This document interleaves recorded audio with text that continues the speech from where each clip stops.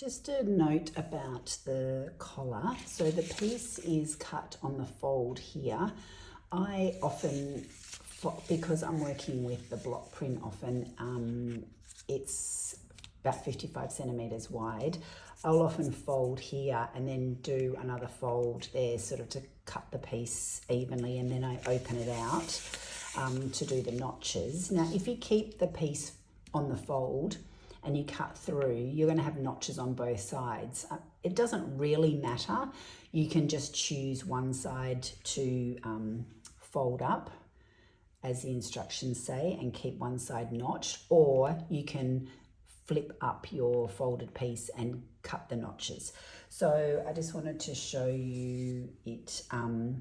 So the notch at the center front, and then this is the front sleeve, and then around to the center of the sleeve, around and around you go, with the right sides together. And so this will be the outside, and then that will fold, that will flip down and be sewn underneath where you've already pressed up the 1 centimeter turn down, just to help when you do the next step. So it's right sides together, and then you're going to stitch 1 centimeter around, incorporating all of those sleeve seams for the collar to be elasticized. And now you want to go ahead and press the seam towards the collar so that you've got a nice smooth edge, nice flat edge, so the seam towards the collar.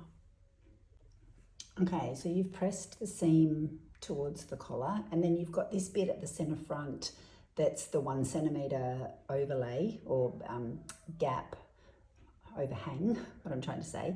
At this point, you fold it under like that and just give it a press so that when you fold, when you do this next step, you've got a nice neat edge there. So I'm just going to finger press this to show you, and then that will sit neatly at the edge of the collar.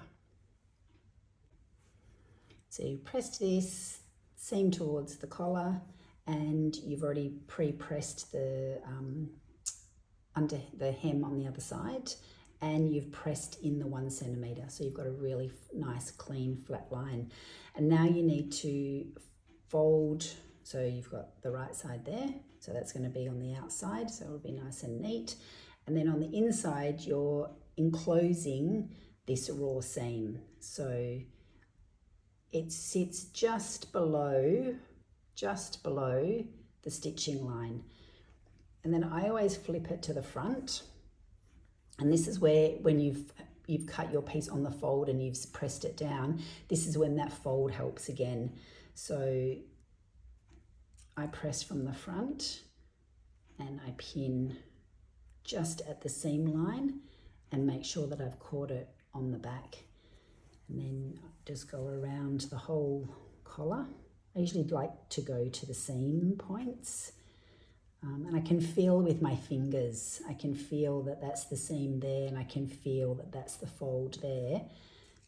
And then I can put a pin in right at the seam line, because I know that I'm going to stitch just above there. So I know that I'm going to catch that.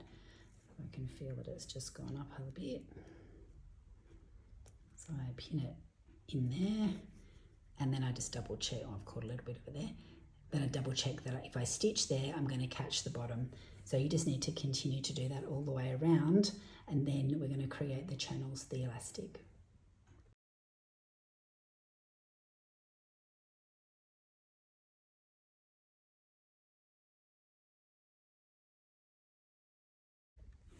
So now that you've pinned the collar down, and you can see that you're catching it on the inside, you're going to stitch a stitch just above the ditch, like a millimetre, all the way around.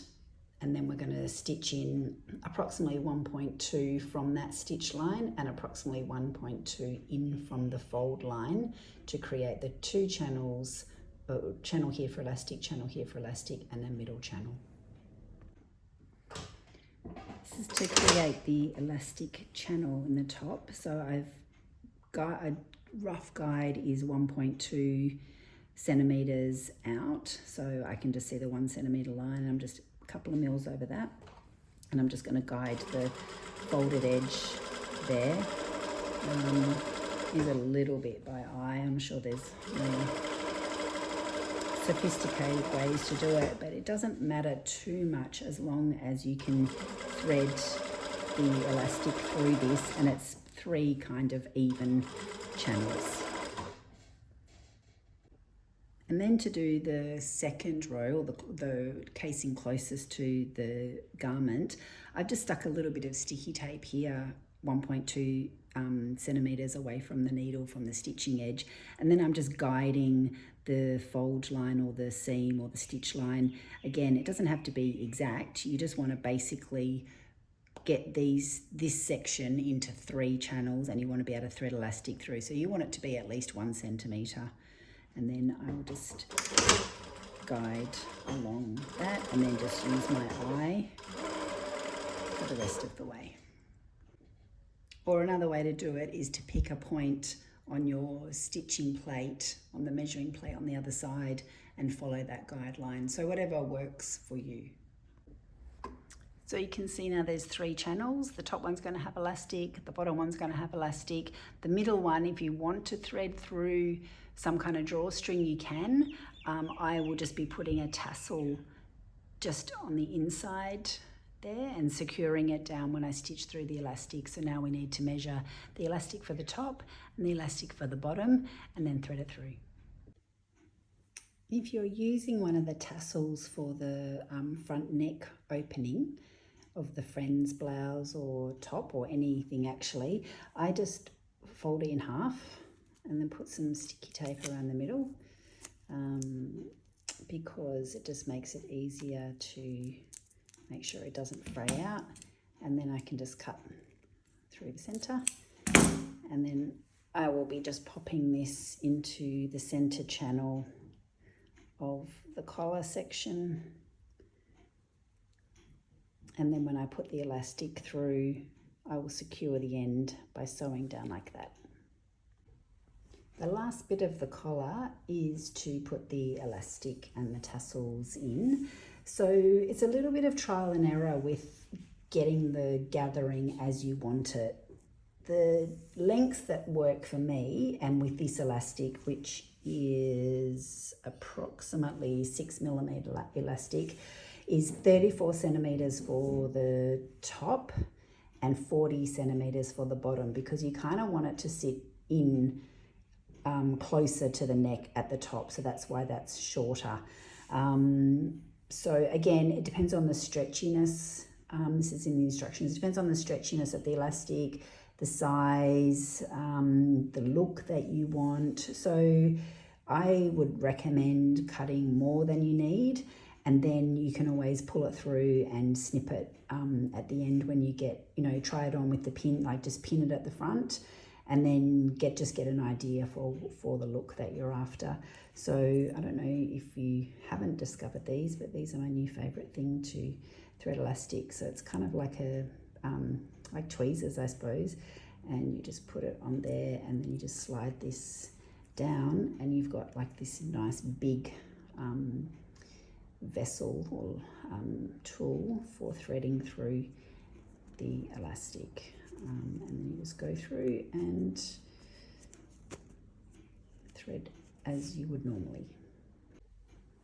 So you've threaded the elastic through both of the channels, and I just recommend putting a pin in, evening out the gathers, and then just having a little try on and seeing sort of how it's sitting, how it's feeling. I also find that after a wash it settles down a little bit, but essentially you want the gathers to be nice and even, and you want that top one to be sitting in a little bit closer to the neck so it sits nice and flat. Well, again, you can wear it however you want, but that's kind of how I designed it. But have a play, cut the elastic a bit bigger than you think you might need, and then you don't have to rethread it if it's not quite right.